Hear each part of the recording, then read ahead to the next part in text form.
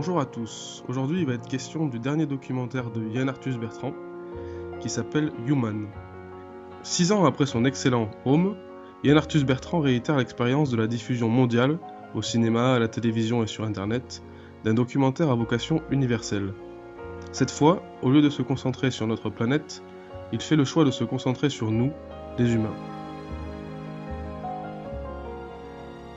En donnant la parole à une centaine de nos semblables pour évoquer des expériences de vie, il réalise une œuvre unique composée de témoignages face caméra entrecoupés de plans aériens sur l'activité humaine. Ce sont des visages, mêlés aux paysages, qui évoquent tout ce qui fait l'humanité. Du meurtre au pardon, de la guerre à la paix, de la haine à l'amour, de la vie à la mort, du bonheur à la peur, du travail à l'esclavage, de la liberté à l'inégalité, tous les thèmes sont traités. Chaque intervenant raconte une partie de son histoire et tente d'en dégager un sens. C'est parfois un peu naïf, mais souvent très touchant.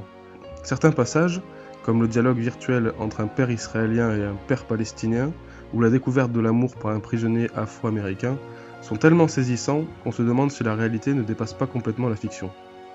L'ensemble est sublimé par la composition musicale d'Armand Amar, qui était déjà l'auteur de la magnifique BO de Home, conceptuellement proche de celle de Philip Glass sur le Colonis Catsid de Godfrey Reggio. Malgré tout, la traduction en voix off superposée rend l'expérience plutôt difficile, et les quelques 191 minutes de film conduisent à un essoufflement assez rapide. Une version plus courte aurait été la bienvenue. Cela tombe bien, en effet, elle est prévue sur France 2 pour les moins courageux le 29 septembre.